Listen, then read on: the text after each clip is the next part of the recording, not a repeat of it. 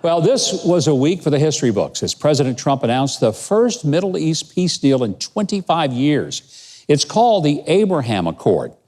And to tell us why it is so significant for Israel, but also for the Arab world, for the United States, for everybody, I sat down with U.S. Ambassador to Israel, David Friedman, before the show. Here's our conversation. Mr. Ambassador, the President made a startling announcement yesterday that has great implications for the Middle East, but actually for the whole world. Why should the average American care about this incredible deal between the UAE and Israel? Well, Governor, thank you for having me. And look, we have foreign relations for a reason, because what happens elsewhere around the world can affect us very acutely here at home. Peace is the gold standard in foreign relations, and peace in the Middle East is the platinum standard. It happens so rarely. There hasn't been an agreement between Israel and an Arab nation since 1994. This is going to have a significant reverberation throughout the region, and I think it's a huge victory for the forces of moderation, for the forces of religious freedom against the forces of radical Islamic terrorism. And of course, it's a very small world, and that affects us, as I said, acutely here at home.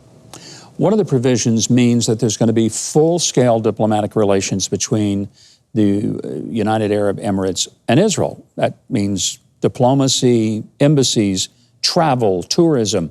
A lot of things opened up that have been shut down before. So there's economic advantage.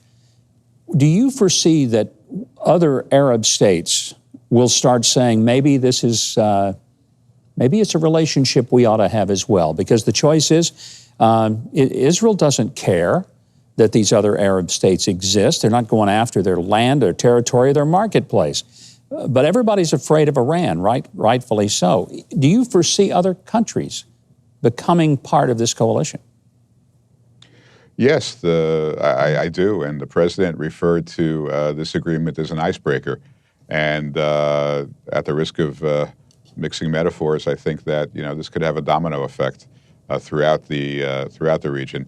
Look, you made the point exactly right. Israel is no threat to any of these nations, and these nations are not a threat to Israel, or at least they shouldn't be.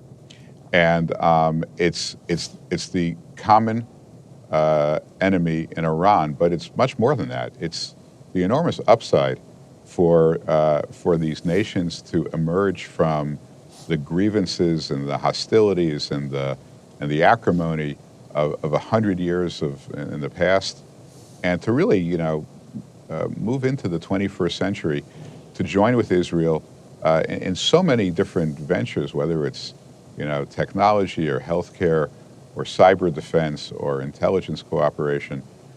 There's so much opportunity as well. Of course, there's a common threat, and of course that plays a role in it.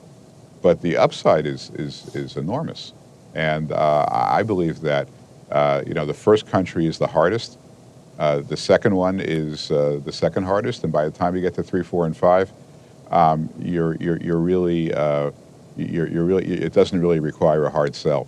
And we're really optimistic, and for as long as we have the honor and the privilege of serving the United States in this capacity, we are going to try to push agreements with as many countries as we can to nail down all the details in the upcoming weeks between Israel and the Emirates, and hopefully to change the Middle East for the better for the next 100 years. I think it will be a gift to the entire world.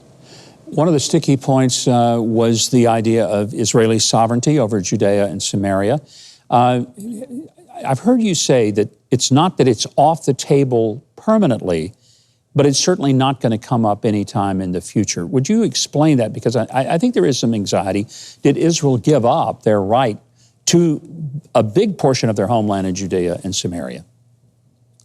No, let's be clear. Israel did not give up 1 inch of territory in Judea and Samaria. The issue is one of timing. It's not one of substance.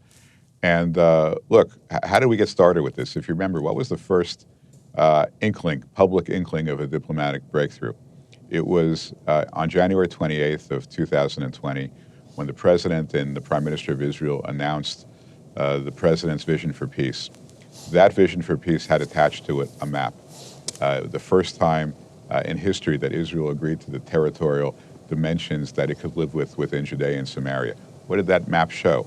It showed that every single Jewish community in Judea and Samaria would remain intact under Israeli sovereignty, whether Shiloh, Beit El, Hebron, Gush Etzion, Ma'ale Adumim, you name it. They were all going to be absorbed within Israeli sovereignty. And the Emirates were there, and that's the plan that we refer to in the joint communique that came out of yesterday's historic phone call.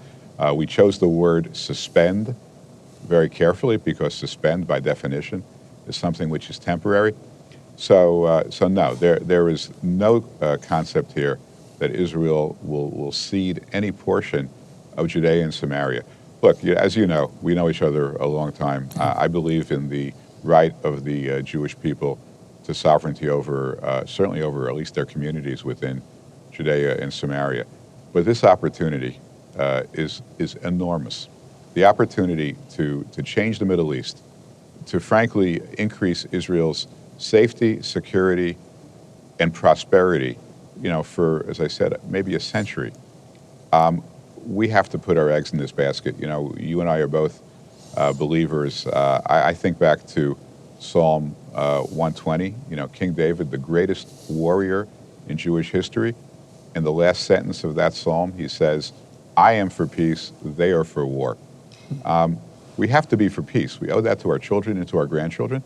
But we also have to remain committed to the land that God gave us. God gave the Jewish people. God gave the state of Israel.